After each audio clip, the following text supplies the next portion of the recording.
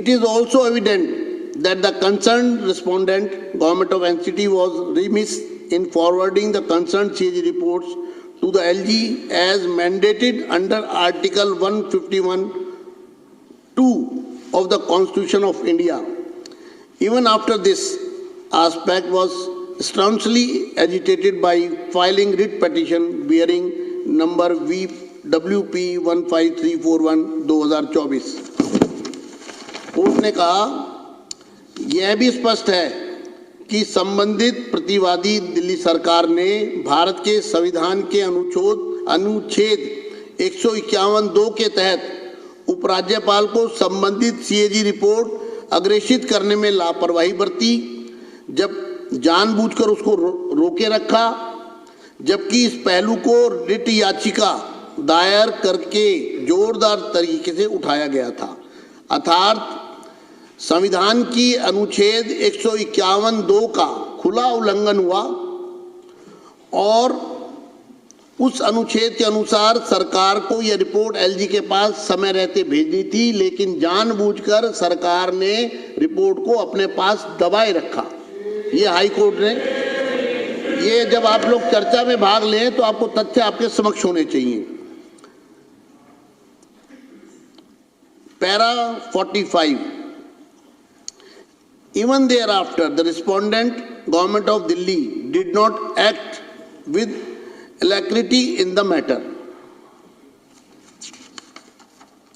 इसके बाद भी दिल्ली सरकार ने मामले में तत्परता से काम नहीं लिया। कोर्ट में आने के बाद भी सरकार अड़ी रही रिपोर्ट को अपने पास दबा के रखने में।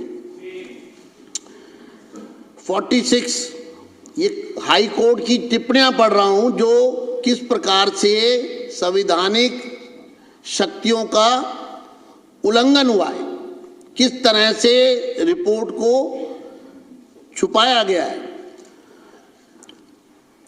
46, it is quite evident there has been an inordinate delay on the part of the respondent Government of Delhi in taking requisite steps for laying the CAG reports before the Legislative Assembly. The sequence of events and the timeliness reveal a disdainful disregard by the Government of Delhi of its constitutional obligation। यह बिल्कुल स्पष्ट है, high court कहता है, यह बिल्कुल स्पष्ट है कि प्रतिवादियों दिल्ली सरकार की ओर से विधानसभा के समक्ष सीएजी रिपोर्ट रखने के लिए अपेक्षित कदम उठाने में अत्यधिक देरी की गई। घटनाओं का क्रम और समयबद्धता प्रतिवादियों राष्ट्रीय राजधानी क्षेत्र दिल्ली सरकार द्वारा अपने संवैधानिक दायित्वों के प्रति तिरस्कारपूर्ण उपेक्षा को दर्शाते हैं। अर्थात दिल्ली सरकार ने संवैधानिक दायित्वों का तिरस्कार किया, ये हाई कोर्ट की टिप्पणी में कहा गया रिपोर्ट को पेश ना करके। ये माननीय, these are the words of the Honorable High Court. These are very critical and strong observations. In para 49, the Honorable Court has said, it is directed that once the Legislative Assembly is constituted and summoned pursuant to the upcoming elections, requisite steps shall be taken by the respondent Government of Delhi inter alia under Rule 24, 27 and 289 of the Rules of Procedure for the purpose of laying the CAG reports as expeditiously as possible। यह माननीय उच्च न्यायालय के शब्द है, यह बहुत ही गंभीर और कड़ी टिप्पणी है। इसके अलावा पैरा 49 में माननीय न्यायालय ने कहा है, यह निर्देश दिया जाता है कि आगामी चुनावों के बाद जैसे ही विधानसभा का गठन होता है और सदन को आहूत किया जाता है, दिल्ली सरकार द्वारा अन्य बातों के साथ साथ प्रक्रिया नियमों के नियम 24, 27 और 289 के तहत सीएजी रिपोर्ट को यथाशीघ्र सदन के पटल पर रखने के लिए आवश्यक कदम उठाए जाएं।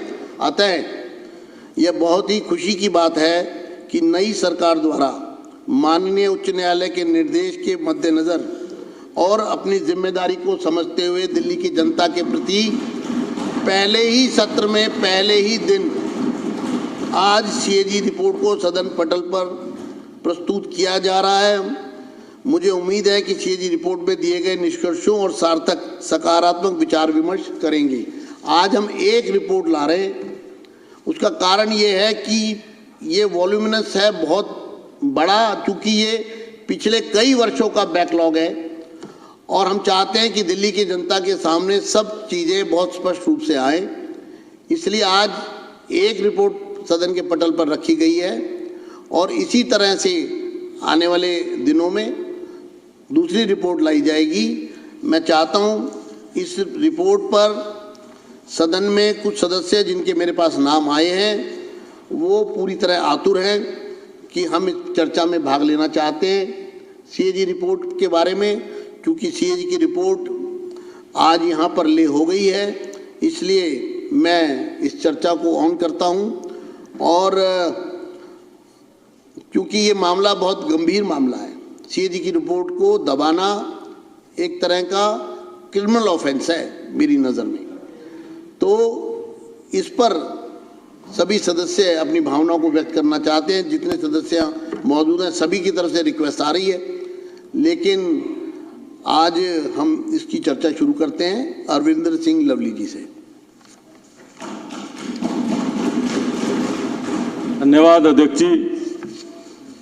मैं जहां आज के शानदार एलजी एड्रेस के लिए मुख्यमंत्री साहिबा को और उनके पूरी काउंसिल को दिल की से बहुत मुबारकबाद पेश करना चाहता हूं और मैं समझता हूं बहुत शानदार एलजी एड्रेस जो है आज इस सदन में आया है, उसके ऊपर विस्तार पे चर्चा जब एलजी एड्रेस शुरू होगी हम करेंगे।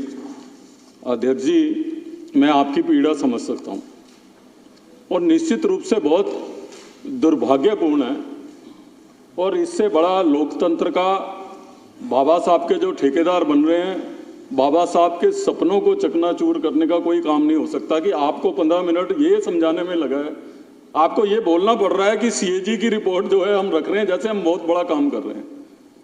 ये संविधान की प्रक्रिया है, जिस परिकल्पना, जिस लोकतंत्र की परिकल्पना बाबा साहब ने करी थी, जब संविधान को फ्रेम किया गया था तो उसमें एक नेचुरल कोर्स में है कि कोई भी सरकार की मर्जी नहीं है कि वो सीएजी की रिपोर्ट रखे या ना रखे, मैंडेटरी है।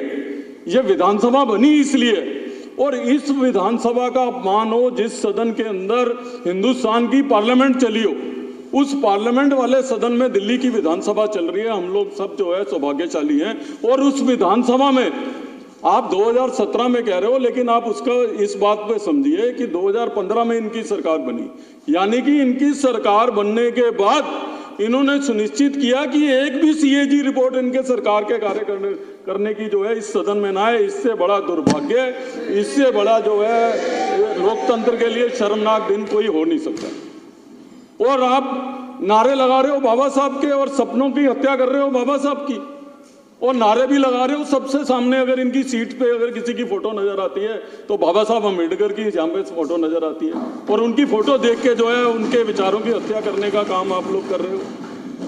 ये मुझे दिल से पीड़ा हो रही है कि आज हम इस बात पे ही अपने आप को बहुत बड़ा काम मांग रहे हैं कि हमने सीएजी की रिपोर्ट जो है, भाई आप कैसे रोक सकते हो सीएजी की रिपोर्ट। तो जो पार्टी अन्ना हजारे के आंदोलन से निकली हो, वो अन्ना हजारे का आंदोलन क्या था? वो आंदोलन था भ्रष्टाचार के खिलाफ लड़ाई लड़ने का, और वो भ्रष्टाचार के खिलाफ लड़ाई लड़ने का मूल कारण क्या था? सीएजी की रिपोर्ट। सीएजी की रिपोर्ट के अंदर जो केंद्र सरकार पे उस समय भ्रष्टाचार के आरोप लगे थे, यहाँ दिल्ली सरकार पे जो भ्रष्टाचार के आरोप लगे थे, उन आरोपों की वजह से ही तो आप आंदोलन में बैठे थे। आप सीएजी की रिपोर्ट के बेसिस पे ही तो जो है रामलीला मैदान में बैठे थे। सीएजी के रिपोर्ट के बेस पे ही आपने पूरे देश में आंदोलन बनाया था। सीएजी की रिपोर्ट के बेस पे ही आपने आम आदमी पार्टी बनाई थी। आज आप खुद ही सीएजी की रिपोर्ट नहीं रखना चाहते, आप जन लोकपाल की बात करते थे। जन लोकपाल की तो दूर की बात है। मैं समझता हूं कि दिल्ली के ये 11 साल पूरी दिल्ली की लोकतांत्रिक व्यवस्था के सबसे शर्मनाक 11 साल होंगे कि एक चुनी हुई सरकार जो है वो सीएजी की रिपोर्ट रखने से भी जो है प्रेजेंट करेगा।